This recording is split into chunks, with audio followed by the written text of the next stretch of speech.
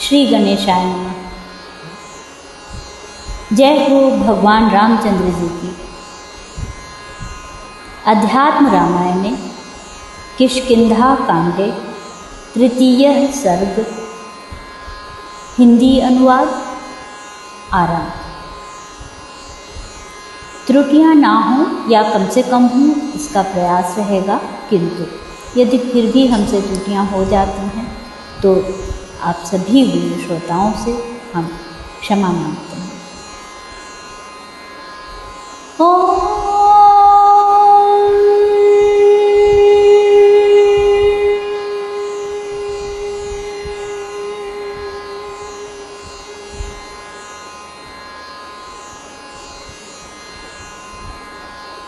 तृतीय सर्ग, तारा का विलाप। श्री रामचंद्र जी का उसे समझाना तथा सुग्रीव का राजपद प्राप्त करना।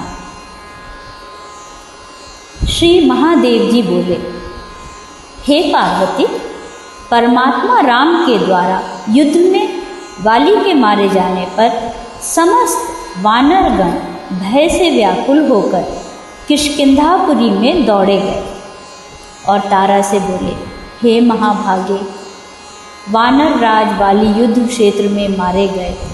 अब आप राजकुमार अंगद की रक्षा कीजिए और मंत्रियों को सावधान कर दीजिए। हे भामिनी, हम लोग चारों द्वारों के किवाड़ आदि लगाकर नगर की रक्षा करते हैं। आप अंगद को वानरों का राजा बनाइए। श्लोक 3 तक। वाली को मरा हुआ सुनकर तारा शोक से मूर्छित हो गई और अपने सिर तथा छाती को बार बार हाथों से पीटने लगी और बोली, मुझे अंगद, राज्य, नगर और धन आदि से क्या काम है? मैं तो अभी अपने पतिदेव के साथ ही प्राण त्याग करूँगी। ऐसा कह वह रोती हुई तुरंत ही वहाँ गई जहाँ उसके पति का देह पड़ा हुआ था। उस समय वह अत्यंत शोकाकुल थी और उसके बाल बिखरे हुए थे। वहाँ वाली को रक्त और धूलि से लथपथ पड़ा देख वह हा नाथ कहकर रोती हुई उसके पैरों पर गिर पड़ी। इस प्रकार करुण क्रंदन करते हुए उसकी दृष्टि श्री रघुनाथ जी पर पड़ी। उन्हें देखकर वह बोली, राम, आपने जिस बाण से वाली को मारा है उसी से मुझे भी मार डालिए, जिससे मैं तुरंत ही पतिलोक को चली जाऊं। वे मेरी बाट देख रहे होंगे, क्योंकि हे रघुनंदन, मेरे बिना उन्हें स्वर्ग में भी चैन नहीं होगा। हे अनग, पत्नी के वियोग का दुख आपने अनुभव किया ही है, अतः आपको उसकी तीव्रता का अनुमान हो ही सकता है। इसलिए अब आप मुझे वाली के पास पहुंचा दीजिए, इससे आपको स्त्री दान का फल मिलेगा। सुग्रीव, तुम्हें वाली को मारने वाले राम ने राज्य दिला ही दिया है। अब उस निष्कंटक राज्य को तुम रूमा के साथ सुखपूर्वक भोगो। श्लोक 11। इस प्रकार विलाप करती हुई उस तारा को महामना राम ने दयापूर्वक तत्व ज्ञान का उपदेश देकर शांत किया। वे बोले, ऐ भीरू, तेरा पति शोक करने योग्य नहीं है। तू उसके लिए व्यर्थ क्यों शोक करती है? तू विचार कर ठीक ठीक बता, वास्तव में तेरा पति यह देह है या इसमें रहने वाला जीव?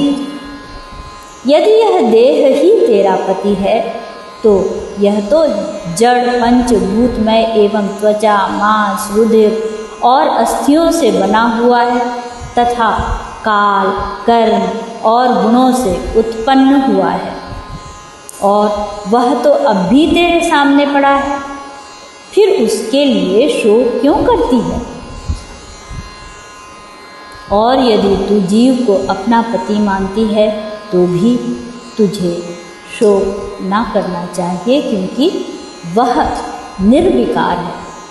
वह न उत्पन्न होता है, न मरता है, न स्थिर रहता है और न आता जाता है। जीव सर्वव्यापी है और अव्यय है। वह स्त्री, पुरुष अथवा नपुंसक कुछ भी नहीं है, बल्कि एक अद्वितीय आकाश के समान निर्लेप, नित्य, ज्ञानमय और शुद्ध है। फिर वह शोचनीय कैसे हो सकता है? तारा बोली, हे राम, देह तो काष्ठ के समान जड़ है और जीव नित्य तथा चैतन्य स्वरूप है, अर्थात उसका नाश हो नहीं सकता। फिर सुख दुख आदि का संबंध किससे होता है, यह मुझे बतलाइए। श्री रामचंद्र जी बोले, जब तक देह और इंद्रियों के साथ मैं, मेरापन आदि का संबंध रहता है, तब तक आत्मा और अनात्मा के विवेक से रहित जीव का सुख दुख आदि के भोग रूप संसार से संबंध रहता है। यह संसार आत्मा में मिथ्या ही आरोपित हुआ है, तथापि ज्ञानोदय के बिना यह अपने आप निवृत्त नहीं होता।